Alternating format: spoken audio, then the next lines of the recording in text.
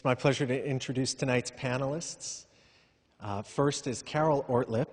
Carol is based in Westminster West. She actually studied for a time with Susan Grimaldi. Carol has been an educator for 30 years, and for the past dozen or so years, she's been working specifically with kids on the autism spectrum. Currently, Carol is the academic director of Brattleboro's new school called Inspire for Autism. It's about 1.5 years old. The school has 12 students ranging in age from 11 to 22. And as Carol was explaining to me before the film tonight, part of the school's philosophy is that the way to break through with kids who are on the autistic spectrum, to engage those kids, is through relationships, through building relationships, that's a way out for the kids who are struggling and a way in for the people who are engaging with them. So we're very happy to have Carol here. And Susan Grimaldi is based in Montpelier. Susan has been a practicing shaman for 35 years. She has worked and studied in Mongolia and elsewhere in North Asia. Susan is part Native American from the Choctaw Nation, and she does shamanic healings both in person and remotely. And Sass Carey, who is based in Middlebury, is a nurse and an energy healer. And Sass is the director of an organization called Nomadicare, which brings together Western and traditional medicine in rural Mongolia. Sass has worked in the region where the movie was filmed, knows many of the people in the film, and in fact helped heal the shaman Ghost, who appears toward the end of the movie and is working with the boy Rowan. So we're very pleased to have such a great panel. What struck me about the film, I've saw it twice, was the relationship. And we see that over and over again at Inspire. Parents who will find a way to take away the trauma and the anxiety that go with being autistic, having autism. And what we do at Inspire, which I think is similar to sometimes to using shamanic healing, something begins to shift. And we see it almost, I would see it almost as a cellular shift. I mean, I have a bit of a scientific background, science background, so I know there are things that can happen in the body. You all know that. You're probably here because you believe that.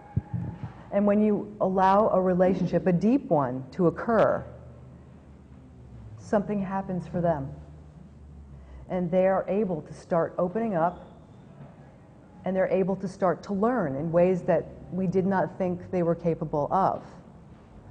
And the staff that we have and the commitment that we have, the parents being involved, it's astonishing. It really is.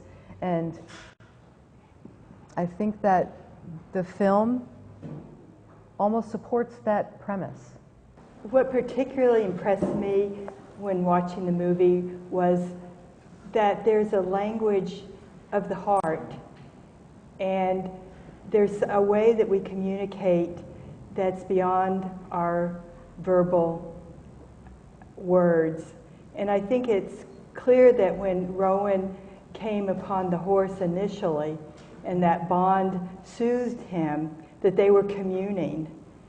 And when I watched him with the shamans, I felt that he was drawn to the shamans, and that the shamans somehow linked clearly on a heart and soul level. And I think they were merging in a way that left the potential for transformation.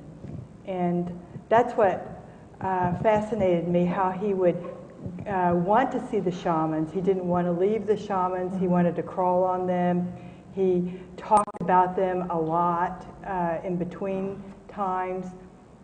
There was something that he could sense that drew him and attracted him. And that's what fascinated me. What is that quality? What goes on there? And I think that it's some kind of language of the heart, and it's based in love. And I think that's what this movie was really about, bringing love back and to the family after the disruption of this discovery, and what they each went through emotionally, and the disturbance that impacted the family. I think somehow the love was the medicine. Thank you, Susan. Before Rupert, the father, went to Mongolia, I talked to him for some hours on the phone, and I would never have suggested that he take Rowan to the reindeer herders, because I've been there on the horse myself so many times, and it's terrifying. It's so dangerous, and I would just never take any 5-year-old kid there.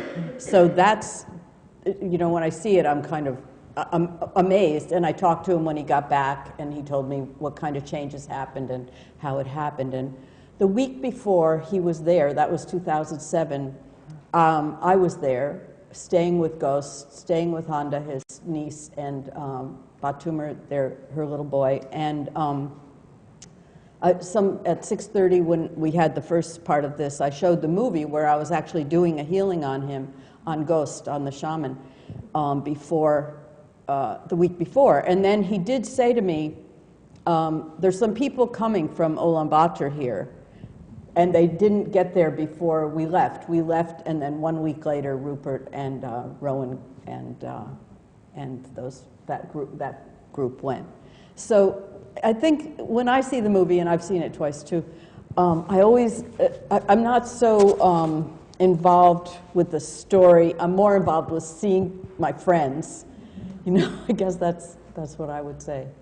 And I've seen many shaman ceremonies there, and been making a movie of shamanism, of Mongolian shamanism. That's the first part I want to say about that. And the second part I want to say about what I'm doing right now, from having done healthcare with these people and taking hygiene kits, teaching them how to floss, taking them vitamin C, the reindeer herders. I'm making a commitment to do a bigger project of improving healthcare for all nomads in Mongolia, and working on that this summer. And so this summer, in June, I'll be up with Ghost and Honda and the reindeer herders, and in July I'll be in the Gobi Desert working on improving healthcare for all the nomadic herders in those two areas.